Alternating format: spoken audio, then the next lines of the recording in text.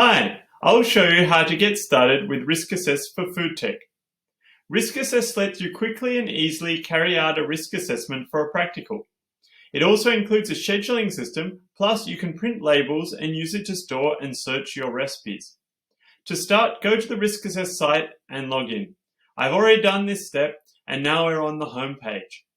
Say you're a teacher and planning an activity for Friday afternoon, making raspberry and white chocolate muffins. So we're going to click the Start Blank Risk Assessment button. Now say our name's John Smith, so we'll put this in the author, John Smith here, because we're writing the risk assessment.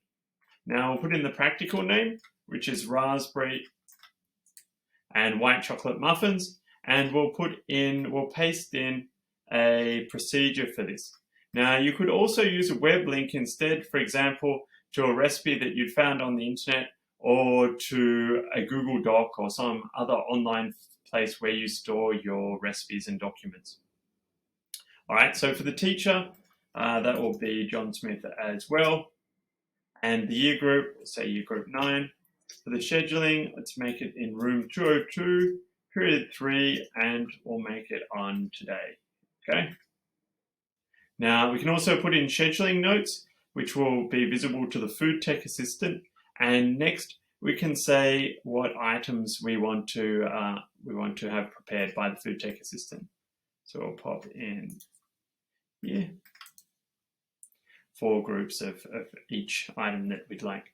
Now, just on the scheduling, one quick note there: if you're entering multiple dates for the scheduling, this would be only if you had a prac that ran for multiple days, like making kombucha, to see how it progressed over multiple lessons. Right, so next we come to the items used for the practical. So this is where we search the RiskAssess databases of safety information. So we're not going to go through it all because it's only a quick getting started video, but we'll put in a few. So let's see, we'll definitely need an oven here. So what type of oven? A fan force oven. And we'll have a measuring jug as well. So plastic measuring jug.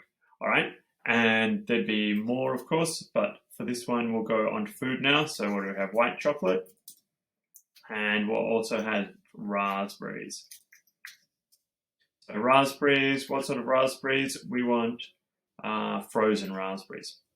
All right, and then there's a box for other items. So if you're using something that you can't find in the RiskAssess databases, you can fill in details here for potential hazards. So we'll go ahead and click Generate Risk Assessment. Now you can see that everything's been popped into a nice, neat template here.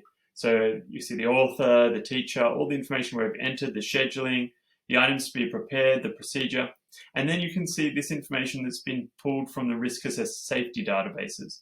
So you can see there's an allergy alert on the white chocolate, and you can of course get burns from the oven. So having a look down, we'll actually do the risk assessment now. So let's have a look at the risks here. So we need to consider all these potential risks. Now for this particular prac, I think hot surfaces in the oven and the muffin tray are quite relevant, and we also have to think about the allergies as well. All right, so having considered the information and thought about the risk, we'll say that it's medium risk before control measures are put in place, since the hot oven is used. So we're going to put in some control measures to bring the risk level down to low. Yeah. Save the control measures. So we're going to instruct the students about the dangers of a hot oven and safe practices, and also wear oven gloves. Now for any activity where the risk level is not low, control measures must be put in place to lower the risk level to low risk before going ahead and doing the prac. So we've done that. So we'll go ahead and sign off as the teacher, John Smith. Here we go. So we'll sign off there. Now let's have a look at the certification by the food tech assistant. Now the food tech assistant has to assess the risks associated with preparing and, if necessary, cleaning up after the prac, then control the risks associated with those activities. The inherent risk level for the food tech assistant is low risk for this experiment, since it only involves collecting food items and ingredients. Notice that there's no box to put in control measures since it's already low risk. So we'll just sign off as the food tech assistant. The food tech assistant's name here is Bob Walker. So we'll go ahead and sign. Now notice we've made ourselves an electronic document here that can no longer be edited and serves as a legal record that the risk assessment was performed as required by law. So this happens as soon as you have all the required number of signatures. This is usually 2, unless the risk assessment is high or extreme risk, in which case then you need a 3rd signature. So you can see all the information here. You can see the risk levels and the signatures. All right, so details of this will show up on the scheduling page, and I'll show you more on that later. Now we can go back to the home page by clicking the banner at the top. You can do this from anywhere inside of RiskAssess. Now say you're a different teacher called Tina, and you're planning to do raspberry muffins prac as well, but you don't want to reinvent the wheel. So you might see John's risk assessment in the recent risk assessments on the left. Over here, you can see it. Or you could do a search to find it on the right. Now, as you have more risk assessments, obviously the search will be more useful because you won't be able to see all the previous risk assessments in the recent risk assessments list. All right, so in this case, let's do a search. You can search on, for example, the practical name, or even the equipment and food used. So let's say we'll search on muffin here. It's good to enter less search terms because then you get more results, and you can always drill in with more search terms later if you need to. So let's go ahead and do the search and see John Smith's ones come up for raspberry and white chocolate muffins. Just before we go into that, looking at the results. So after your school's been using the system for a bit longer, there'll be a lot more recipes stored. You can easily find a prac or recipe by searching on part of the name or even the food or equipment items used with the box at the bottom here as well. So you could search on chocolate or any sort of ingredient here and find all your recipes that you had entered into RiskAssess. All right, so back to Tina. So she's going to have a look at this risk assessment by John and see whether it's the right sort of prac for her. All right, for her class, so she has a look through. Yeah, all looks pretty good. Looks like the sort of thing that she's after. So she goes ahead and clicks Create Modifiable Copy. Now, all looks good. So she puts in her name as the teacher, Tina Jones, and she pops in the scheduling, 1, 2, 3, period 2, and we'll set the date till tomorrow. She's happy with all the rest. And she goes ahead and clicks Generate Risk Assessment. Then she goes down to assess the risks and sign off, and she sees that there's an allergy alert on chocolate, and notices and remembers that one of the boys in her class is allergic to chocolate. So she thinks, well, what can we do here to make this prac work? Well, we could take out the chocolate and it'll just be raspberry muffins, and that'll still work quite well. So what she does is she goes to the top and chooses Author's Update.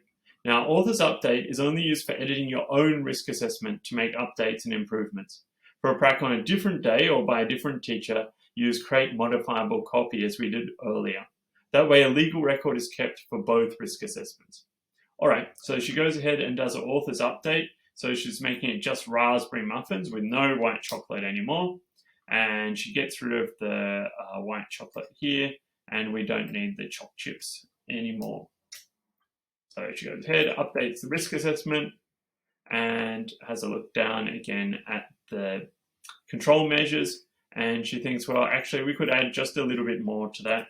We'll say, beware the hot sides of the oven, and we'll say everyone should be wearing a chef's uniform in the class. Now, these tick boxes just show up underneath, so you can see additional measures, chef's uniform. So for very common control measures, they're very easily available there. All right, let's have a look at the schedule now. This is the calendar of upcoming pracs. So what we're going to do is go back to the home page, and you can see that the schedule is available for today, tomorrow, 1 week, 4 weeks, and any dates. It's especially useful for food tech assistants to see requests for pracs coming in from teachers and keep track of preparing them. Let's have a look at the 1 week to see the pracs that we just lodged. So we can see here the raspberry muffins for Tina and the ones with the white chocolate, which we lodged earlier for John Smith. Now, the food tech assistant can go into these pracs easily from the schedule and sign them off and do control measures, the inherent level risk, etc. from here, and then go back. Then once they're prepared, the food tech assistant can tick the prepared box to keep track of this. So this is quite handy. We can also put in notes. So for example, we'll say with a prep note, add in milk from the fridge just before the pack. Right, so the scheduling system can save you a lot of time and help you stay organized. So we'll just go back to the home page now, and I'll show you the labeling system in RiskAssess. Now suppose I wanted to label some containers of flour in the pantry. So we go ahead and click print labels. Now on plain flour, unbleached, triple sifted, we'll say wheat and gluten allergies, and we want large labels for big containers and full page. So we'll go ahead and download the labels, and as simple as that, you've got 4 nice big labels which you can print on Avery sticky label sizes, or you can just cut them out and put contact over the top if you use normal paper. Now it's also possible to print out labels for smaller containers, for example hand sanitizer bottles to put on tables. So the flammable pictogram can be included for these ones too. So that's it for a quick introduction to RiskAssess. I hope you found this video useful and are now ready to get started with RiskAssess yourself.